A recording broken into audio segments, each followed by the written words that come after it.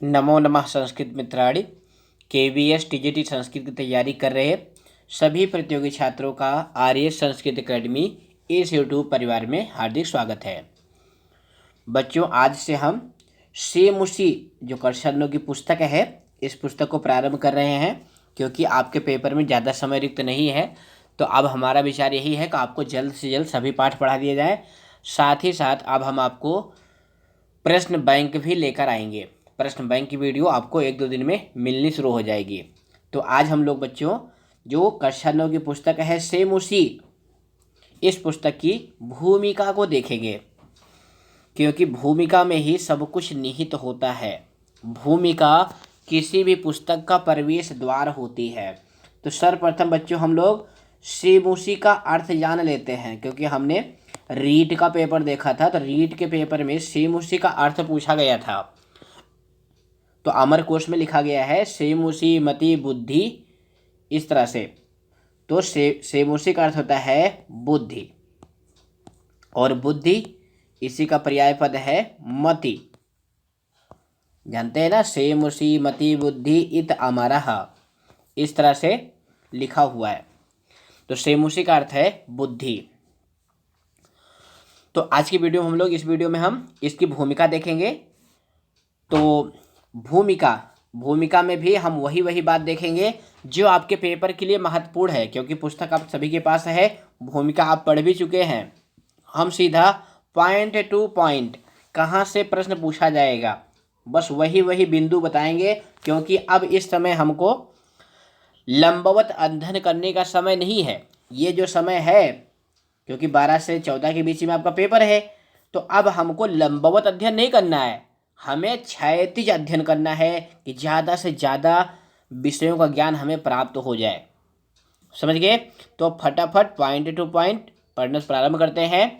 तो आप सभी जानते हैं संस्कृत साहित्य 2 रूपों में प्राप्त होता है, वैदिक साहित्य और लौकिक साहित्य। वैदिक साहित्य के 4 भाग हैं। कितने भाग हैं? 4 भाग। या प्रश्न पूछा जा सकता है, इसलिए बता रहे हैं। वैदिक साहित्य के कितने भाग हैं? 4। कौन कौन से? संहिता, ब्राह्मण, आरण्यक और उपनिषद। ये चारों क्या हैं? वैदिक साहित्य हैं।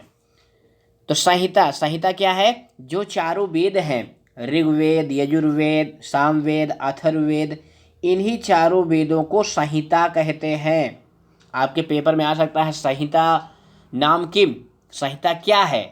तो जो चारों वेद हैं यही संहिता हैं।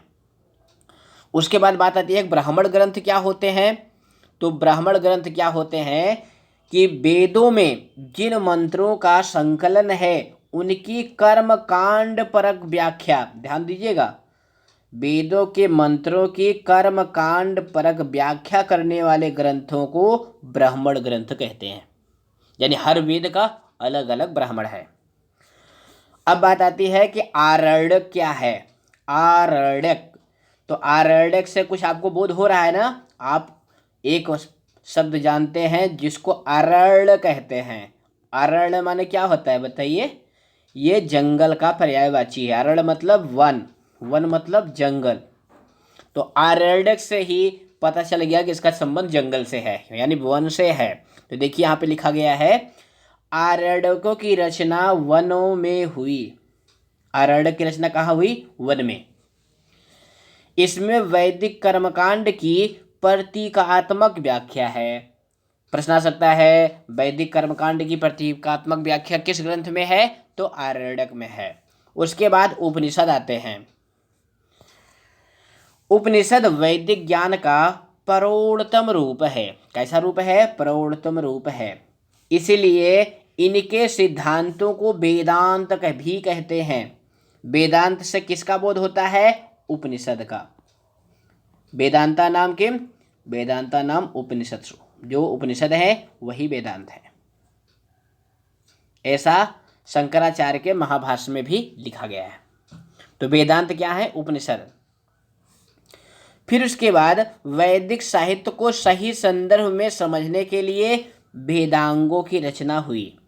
वेदांग 6 हैं। शिक्षा, अब इसमें बच्चों क्या नोट करने वाली बात है, पेपर में क्या पूछा जाएगा? पूछा जा सकता है कि उच्चारण विज्ञानम अस्ति, उच्चारण विज्ञान है, विकल्प में शिक्षा भी दे देगा, व्याकरण भी दे देगा, छंद भी दे देगा, निरुक्त भी दे देगा। तो व्याकरण विज्ञान क्या है? शिक्षा। ध्यान से सुनिएगा, उच्चारण विज्ञान क्या है? शिक्षा। पद विज्ञान क्या है? व्याकरण। यही छोटी छोटी बातें हैं जिनका आपको ध्यान रखना है। पद विज्ञान क्या है? व्याकरण। उच्चारण विज्ञान क्या है? शिक्षा। पद्यात्मक मंत्रों की छंद व्यवस्था क्या कहलाती है? छंद। इसीलिए कहते हैं छंदा पादौ तु वेदस्य। छंद क्या है? वेद पुरुष के पैर हैं जिनसे वेद पुरुष चलता है। यानी छंद ज्ञान होने पर ही हम शुद्ध रूप से वेद के मंत्रों का उच्चारण कर सकते हैं। उसके बाद निरुक्त। निरुक्त क्या है? अर्थ विज्ञान है। भाई पेपर में प्रश्न आ सकता है, अर्थ विज्ञानम अस्ति, अर्थ विज्ञानम अस्ति, तो किम अस्ति? निरुक्तम, निरुक्त है। उसके बाद काल तथा खगोल विज्ञान का ज्ञान किससे होता है? ज्योतिष से। उसके बाद कल्प। कल्प क्या है? वेद के हाथ के रूप में वर्णित किए गए हैं। कल्पो हस्तो पठ्यते, ऐसा जो श्लोक है उसमें लिखा हुआ है। तो कल्प क्या है? हाथ हैं। तो हाथ से हम क्या करते हैं? कर्मकांड तथा आचार संहिता का शास्त्र कल्प कहलाते हैं।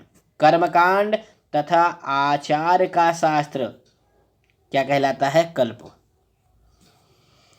अब इन्हीं षड वेदांगों को एक श्लोक के माध्यम से लिखा जाता है।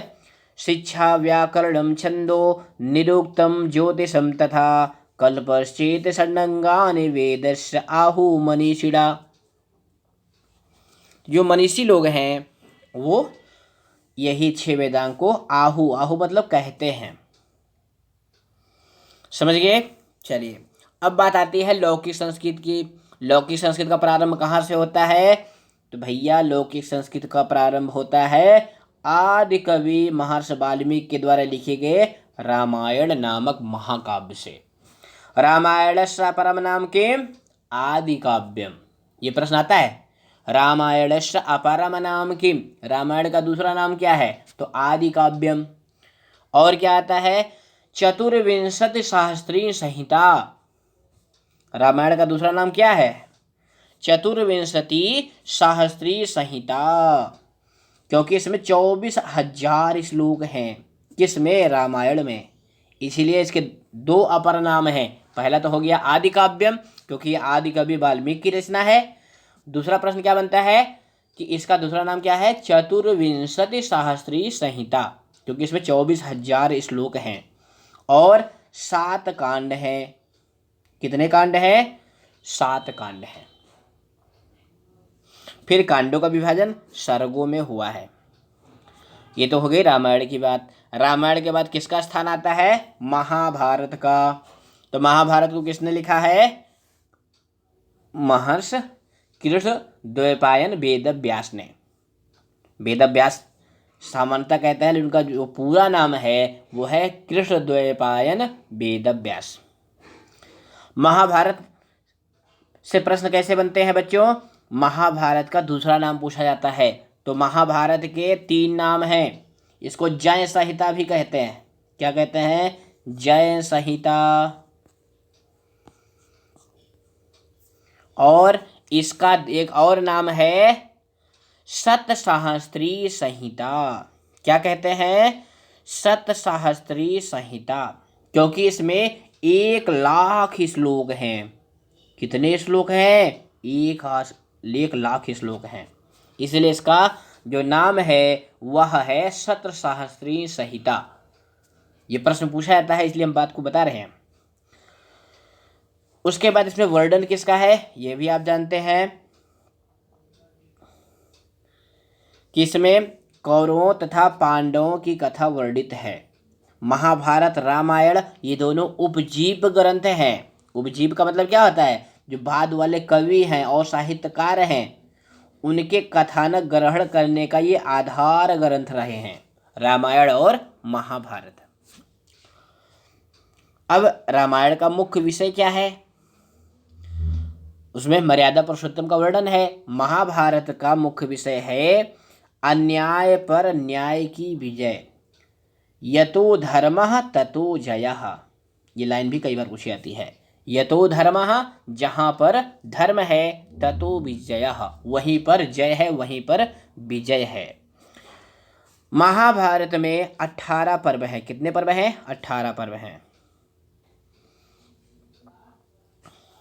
महाभारत के विषय में एक दो श्लोक भी बहुत प्रसिद्ध हैं। जैसे इसके विषय में कहा जाता है कि इसमें प्रतिपादित जो इसमें प्रतिपादित नहीं है वह अन्यत्र कहीं नहीं है। संस्कृत में क्या कहते हैं? यद इहि अस्ति तद अन्यत्र, यद न इहि अस्ति न तत क्वचित। तो इसमें प्रश्न कैसे बनेगा बच्चों? इसमें प्रश्न बनेगा, ये लाइन दे देगा आपको, यद इह अस्ति तद अन्यत्र, यद न इह अस्ति न तत् क्वचित। ये लाइन दे देगा, पूछ लेगा कि ये लाइन किस ग्रंथ के विषय में है। आपने संपूर्ण पाठ्यक्रम लगभग पढ़ भी रखा होगा। प्रश्न कैसे बनेगा हम उस पर आपको चिन्हित कर रहे हैं। तो ये लाइन दे देगी, वो प्रश्न पूछेगा कि ये किस ग्रंथ के लिए कहा गया है।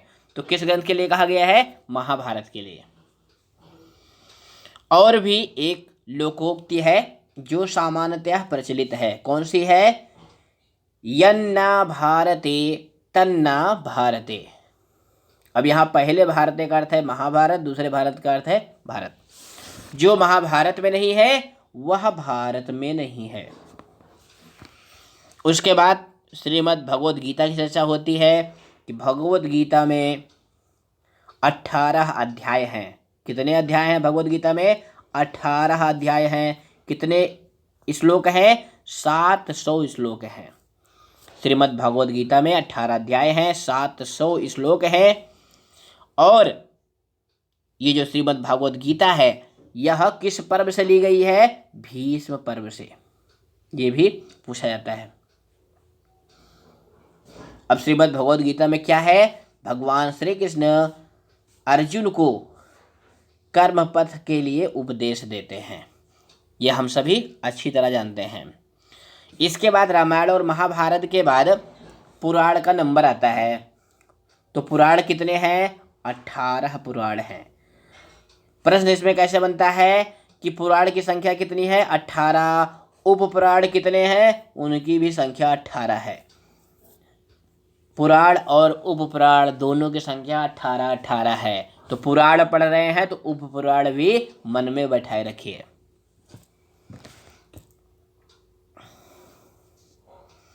पुराणों का 5 विषय प्रतिपादित, पुराणों का जो प्रतिपादन का लक्ष्य है वो क्या था? 5 विषय। इसीलिए पुराण के 5 लक्षण बहुत प्रसिद्ध हैं। ये कई बार पूछा भी जाता है, पुराणम कति लक्षणम, पुराण का कितना लक्षण है? तो पुराण के 5 लक्षण हैं। उसके लिए ये कारिका अगर आप याद रखेंगे तो ज़्यादा अच्छा होगा। सर्गश्चा प्रतिसर्गश्चा वंशो मनवंतराणि च वंशानुचरितम चयो पुराणम पंचलक्षणम। कई बार ये लाइन ही दे देते हैं और फिर पूछते हैं यह किसके लिए कहा गया है। क्योंकि सर्गश्चा प्रतिसर्गश्चा वंशो मनवंतराणि च ये पुराण के लिए कहा गया है। और इसी तरह से बच्चों इस सर्ग की तरह महाकाव्य का भी लक्षण है। ध्यान दीजिएगा, वहां पे कहा गया है सर्गबंध्यो महाकाव्यम तत्रैको नायकः पुरा। सर्गबंध्यो महाकाव्यम, तो वहां भी शुरुआत सर्ग से है, लेकिन यहाँ सर्गश्चा प्रतिसर्गश्चा जब ये आएगा तो ये पुराण के लिए होगा। अब बात आती है सर्ग क्या है, प्रतिसर्ग क्या है। तो सर्ग का अर्थ है जगत की सृष्टि। प्रतिसर्ग यानी सर्ग का उल्टा यानी सृष्टि का प्रलय। वंश, वंश मतलब देवों और ऋषियों की वंशावली। मनवंतर यानी विभिन्न युगों की घटनाओं का वर्णन। वंशानुचरित, इसके अंतर्गत प्रसिद्ध राजाओं की वंश परंपरा का वर्णन होता है। तो जो पुराण के लक्षण हैं यही 5 हैं।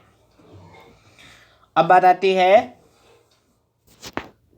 जो अन्य साहित्य है लौकिक साहित्य में, क्योंकि संस्कृत साहित्य की काव्य परंपरा बहुत दीर्घ है, बहुत बड़ी है। और ये आज तक अनवरत चल रही है। संस्कृत कवियों ने अनेक विधाओं में रचनाएं की हैं। तो संस्कृत के सबसे बड़ी कवि कालिदास हैं, इसलिए महाकवि कहे जाते हैं। महाकवि कालिदास सभी लोग जानते हैं। उनके दो महाकाव्य हैं, रघुवंशम और कुमार संभवम। अब इनका नाम आया तो इनकी सर्ग संख्या भी नोट कर लेते हैं। रघुवंशम में 19 सर्ग हैं, कुमार संभवम में 17 सर्ग हैं। गीत काव्य 2 हैं, मेघदूतम और ऋतुसंहारम। ये सब हम लोग अच्छे से पढ़े हुए हैं। उसके बाद अभिज्ञान शाकुंतलम, मालविकाग्निमित्रम, विक्रमोर्वशीयम, ये 3 नाटक हैं। किसके? महाकवि कालिदास के। तो कालिदास तो बहुत प्रसिद्ध हैं, इनके विषय में हमें ज़्यादा बताने की जरूरत है ही नहीं। इसके बाद आते हैं प्रसिद्ध नाटककार भास। भास के कुल कितने नाटक हैं? 13 नाटक हैं। उसके बाद शूद्रक का मृच्छकटिकम। मृच्छकटिकम क्या है? यह प्रकरण है, 10 अंक का प्रकरण है। मुद्रा राक्षस विशाख दत्त, ये भी पूछा जाता है कि मुद्रा राक्षस के रचनाकार कौन है? विशाख दत्त। उसके बाद हर्ष, जो सम्राट हर्ष थे, उन्होंने भी 3 नाटक लिखा है। उसके बाद भवभूति, उत्तर रामचरितम, और जैसे उन्होंने 3 नाटक लिखे हैं। किसने? भवभूति ने। तो बच्चों ये भूमिका इसलिए आपको बता रहे हैं क्योंकि इसमें जो लेखक और उनकी रचनाओं का वर्णन है ये आपके पेपर में पूछे जाएंगे। फिर आप कहेंगे सर जी ये तो आउट ऑफ सिलेबस आ गया था। तो आउट ऑफ सिलेबस कुछ भी नहीं होता है। भूमिका में, पाठ में कहीं न कहीं उसका वर्णन जरूर हुआ होगा। इसके बाद भारवी। भारव से पूर्व कौन है? हम लोग भवभूति तक पढ़ लिए थे। भवभूति के बाद है भट्ट नारायण। ये भट्ट नारायण, इनका जो बेड़ी संहार नामक नाटक है ये बहुत पूछा जाता है कि बेड़ी संहारम ये किसकी रचना है? भट्ट नारायण की। कुछ नाटककारों ने प्रहसन आदि के द्वारा अपने युग के जनजीवन के विकृत पक्ष का व्यंग्यपूर्ण दृष्टि डाली है। प्राचीन कवियों में अश्वघोष की 2 रचनाएं बहुत प्रसिद्ध हैं। कौन कौन? बुद्धचरित और सौंदर्य नंद। अभी सौंदर्य नंद क्या है? प्रकरण है। बुद्धचरित क्या है? ये महाकाव्य है। उसके बाद भारवी का किराता जो नियम, ये तो बहुत प्रसिद्ध है, इसमें कुछ बताना ही नहीं आपको। उसके बाद भट्टी का जो ग्रंथ है रावण बधम, ये बहुत पूछा जाता है। इसको भट्टी काव्यम भी कहते हैं। क्या कहते हैं? भट्टी काव्यम। उसके बाद माघ का शिशुपाल वधम। क्षेमेंद्र, इन्होंने 5 महाकाव्य लिखा है और अनेक व्यंग्य काव्य भी लिखे हैं। और ये क्षेमेंद्र कैसे कवि हैं? कश्मीरी कवि हैं। क्षेमेंद्र का एक छंद वाला ग्रंथ बहुत प्रसिद्ध है, सुब्रत तिलक। उसके बाद श्रीहर्ष है। श्रीहर्ष का जो ग्रंथ है, महाकाव्य है, उसका नाम है नैषधीय चरितम। उसके बाद बिल्हड़ बहुत पूछे जाते हैं। इनकी रचना है विक्रमांक देव चरितम। क्या नाम है? विक्रमांक देव चरितम। कल्हड़ की राजतरंगड़ी, ये ऐतिहासिक काव्य हैं। कौन कौन? विक्रमांक देव चरित और राजतरंगड़ी। उसके बाद गीत काव्य और लघु काव्य की परंपरा आती है। तो गीत काव्यों में प्राचीन लेखकों में हैं भर्तहरि, इनके 3 शतक हैं, नीति शतक, श्रृंगार शतक, वैराग्य शतक। तो नीति शतक प्रायः महाविद्यालयों में, विश्वविद्यालयों में पाठ्यक्रम के रूप में पढ़ाया जाता है और सभी विद्यार्थी पढ़े हुए हैं। उसके बाद अमरुक का अमरुक शतम। जयदेव, ये बहुत पूछे जाते हैं। जयदेव, इनकी रचना है गीत गोविंदम। ये कैसा काव्य है? गीत काव्य है। जगन्नाथ का भामनी विलास, नाम है भामनी विलास और काम है अन्योक्ति विलास। इसमें अन्योक्ति परक श्लोक दिए गए हैं।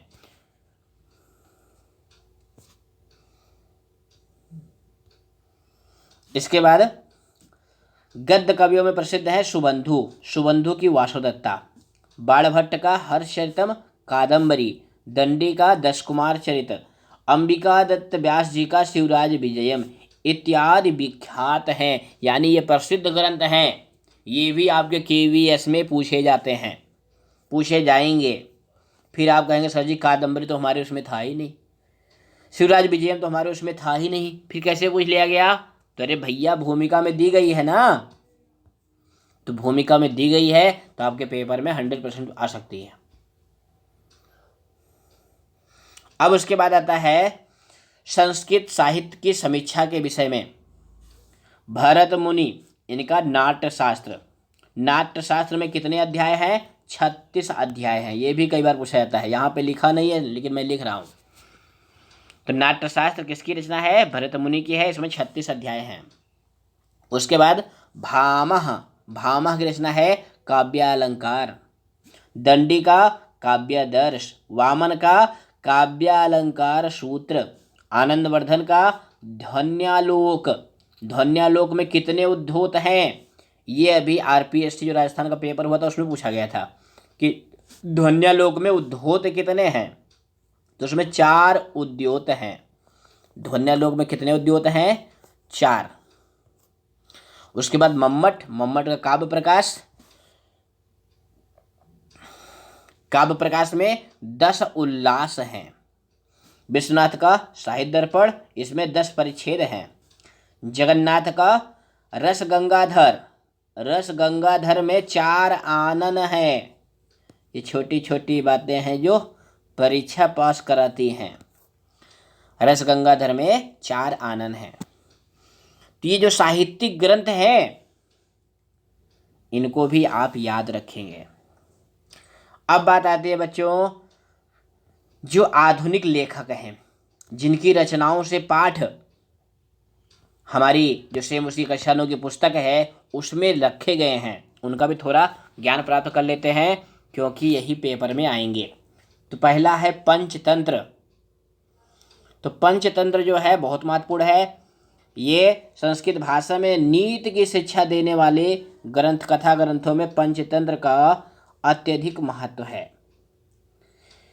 इसके लेखक कौन है? विष्णु शर्मा। पंचतंत्र के लेखक कौन है? विष्णु शर्मा।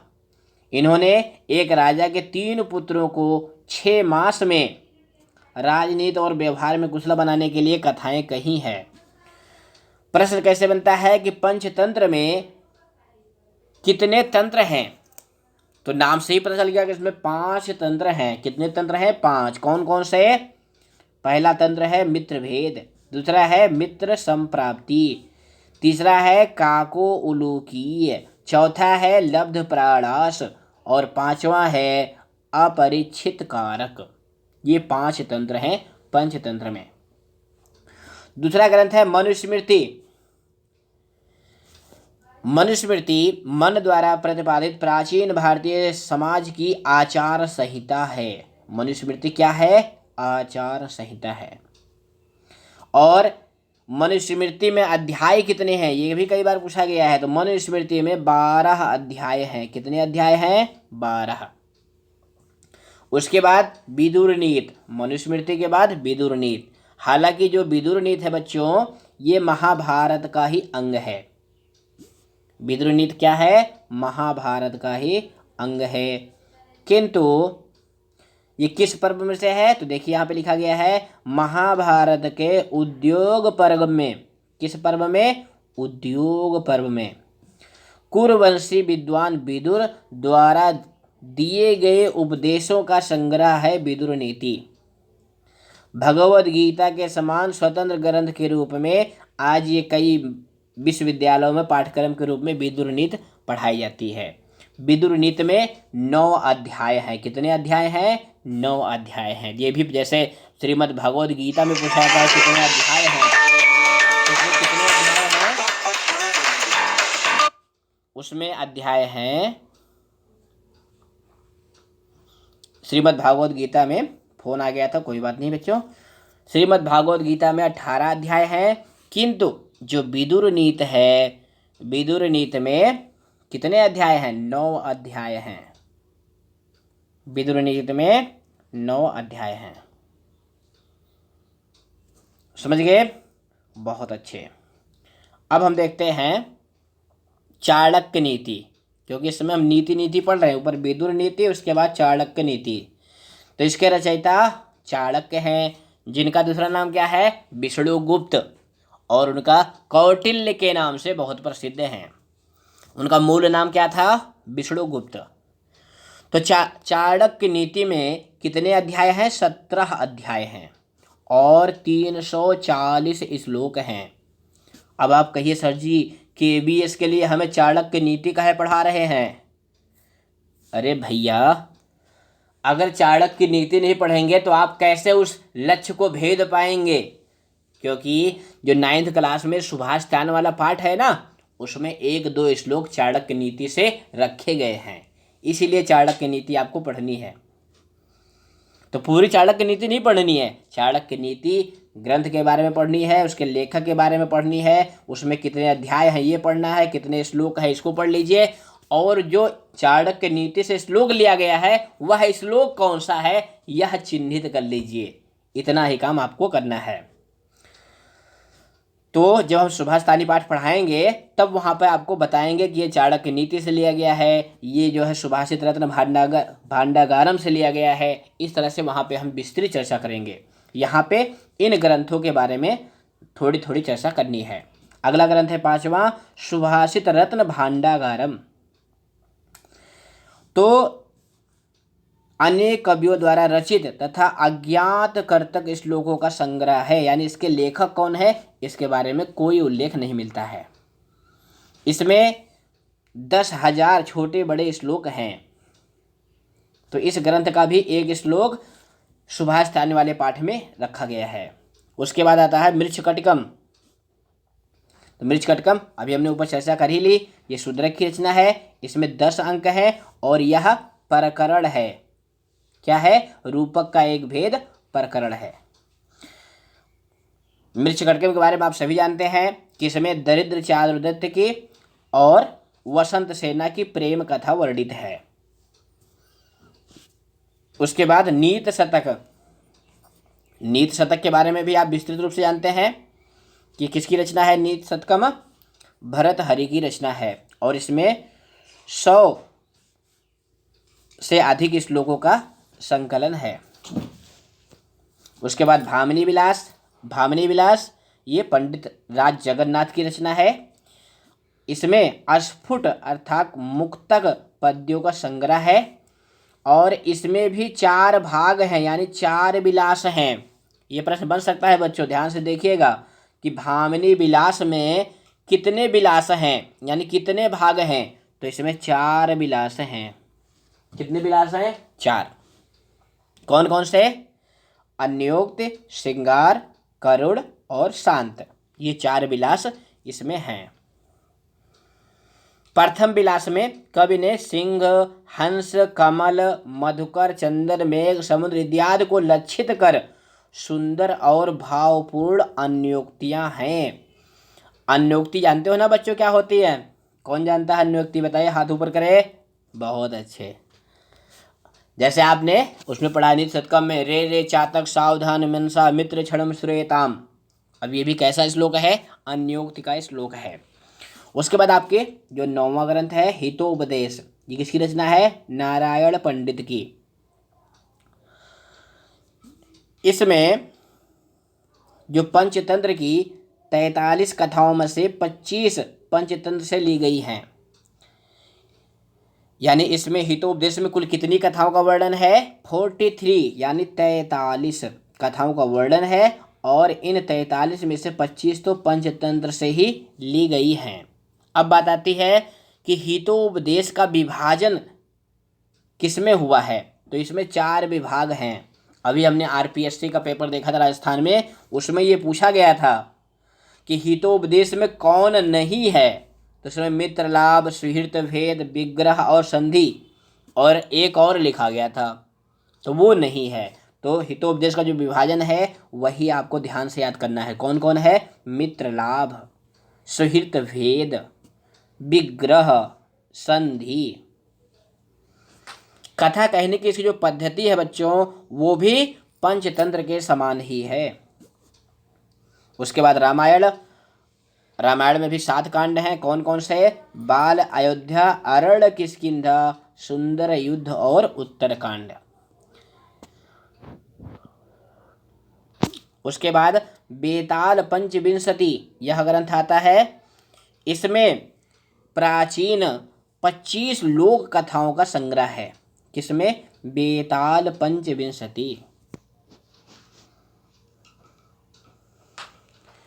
जो ये बेताल पंचविंशति ग्रंथ है, इसमें संस्कृत साहित्य की इन कथाओं का प्राचीनतम रूप से क्षेमेंद्र की बृहत कथा मंजरी में और सोमदेव के कथा सरित सागर में भी मिलता है। ये दोनों कथा ग्रंथ पैशाची प्राकृत में गुणाढ़ द्वारा रचित बड्ड कहा यानी बृहत कथा के संस्कृत पद्य के रूपांतरण हैं। कौन कौन? ये जो बृहत कथा मंजरी है और कथा सरित सागर है। बृहत कथा मंजरी किसने लिखा है? क्षेमेंद्र ने। कथा सरित सागर किसने लिखा है? सोमदेव ने। ये दोनों, इनका जो आधार है वह बृहत कथा है। बृहत कथा किसने लिखा है बच्चों? गुणाढ़ ने। किस भाषा में लिखा? ये बहुत पूछा जाता है कि जो बृहत कथा है उसकी भाषा क्या है, तो उसकी भाषा है पैशाची प्राकृत। समझ गए? बहुत अच्छे। अब बात आती है जो बेताल पंचविंशति है, इसके 2 संस्करण उपलब्ध होते हैं। कितने संस्करण? 2 संस्करण। प्रथम संस्करण शिवदास के द्वारा लिखित है और मुख्यतः गद्यात्मक है, पद्य इसमें कहीं कहीं है। और जो दूसरा संस्करण है वह जंभल दत्त कृत है, यानी पहला संस्करण शिवदास ने और दूसरा संस्करण जंभल दत्त ने। किसका संस्करण है ये दोनों? बेताल पंचविंशति संस्करण है। दोनों में क्या अंतर है कि जो शिवदास कृत है वह गद्यात्मक है, जो जंभल दत्त कृत है वह पूर्णतः गद्य रूप में है। यानी शिवदास ने बीच बीच में श्लोक भी रखे हैं, किंतु जंभल दत्त ने केवल गद्य ही रखा है। उसके बाद छांदोग्य उपनिषद आता है। छांदोग्य उपनिषद किस वेद से संबंधित है? साम वेद से संबंधित है। और किस शाखा से? कौथुम शाखा से। ये भी पूछा जा सकता है। कितने अध्याय हैं इसमें? इसमें 8 अध्याय हैं। अब जो छांदोग्य उपनिषद है इसमें से कौन सा पाठ आया हुआ है बताइए? जो 9वीं कक्षा के श्रीमुषी की पुस्तक है उसका जो अंतिम अध्याय है वांग मनः प्राण स्वरूपम, वह अध्याय इस उपनिषद से लिया गया है।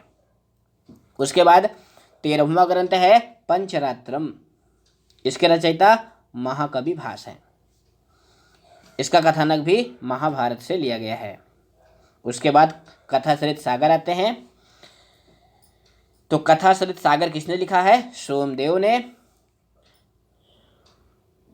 इसमें 18 लंबक हैं और 24,000 श्लोक हैं। अब बात आती है बच्चों आधुनिक लेखकों की। ये बहुत महत्वपूर्ण है। ये DSSB में भी पूछे जाते हैं और आपके KBS के पेपर में भी पूछे जाएंगे, तो इनको ध्यान से देखिएगा। तो जिन आधुनिक रचनाओं और उनकी पुस्तकों का इस पुस्तक में पाठ के रूप में ग्रहण किया गया है, उसमें सबसे पहले है जानकी वल्लभ शास्त्री। इनकी 2 रचना प्रसिद्ध है, काकली और वंदी मंदिरम।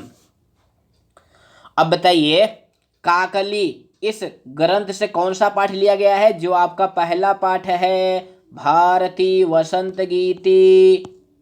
ध्यान से सुनिएगा, भारती वसंत गीति जो 9वीं कक्षा का प्रथम पाठ है, वही पाठ जो है इस ग्रंथ से लिखा गया। किस ग्रंथ से लिया गया है? काकली से। इसके लेखक कौन है? जानकी वल्लभ शास्त्री। उनकी दूसरी रचना कौन सी प्रसिद्ध है? वंदी मंदिरम। अब ये वंदी मंदिरम आपके पेपर में पूछ लेगा तो आप कहेंगे सर जी ये तो आउट ऑफ सिलेबस आ गया। तो भैया ये बताइए, जब हम अभिज्ञान शाकुंतलम पढ़ते हैं तो उसमें कालिदास की अन्य रचनाएं भी पूछ ली जाती हैं। तो वैसे जब काकली के बारे में हम पढ़ रहे हैं तो वंदी मंदिरम भी आपको याद करनी पड़ेगी कि इसके लेखक हैं जानकी वल्लभ शास्त्री। उसके बाद जो दूसरे लेखक हैं ये भी बहुत प्रसिद्ध हैं, श्री वाई महालिंग शास्त्री। इनकी रचना है संस्कृत प्रौढ़ पाठावली। उसके बाद अगले लेखक हैं पद्म शास्त्री। ये पद्म शास्त्री भी अभी आरपीएससी वाले में शायद पूछे गए थे कि विश्व कथा शतकम इसके लेखक कौन हैं। तो इसके लेखक हैं पद्म शास्त्री। अब विश्व कथा शतकम से जो आपकी पुस्तक में यानी 9वीं कक्षा की जो सेमेस्ट्री की पुस्तक है, कौन सा पाठ लिया गया है? स्वर्णकाकः, जो पाठ 2 है स्वर्णकाकः। जब हम आपको स्वर्णकाकः वाला पाठ पढ़ाएंगे तो उसमें विस्तृत रूप से पद्म शास्त्री के विषय में, विश्व कथा शतकम के विषय में विस्तार रूप से चर्चा करेंगे। यहाँ पे बस आपको भूमिका के अंतर्गत हम आपको इतना बता रहे हैं कि ये लेखक, ये रचनाएं आप याद रखिए। तो इस तरह से बच्चों आपने भूमिका में जो लेखक हैं, उनकी रचनाएं हैं, उसको याद रखिए। आप निश्चित रूप से केवीएस की नौकरी पाने में सफल होंगे। तो फिर मिलेंगे बच्चों अगली वीडियो में। नमः संस्कृताय, जयतु संस्कृतम, जयतु भारतम। धन्यवादः।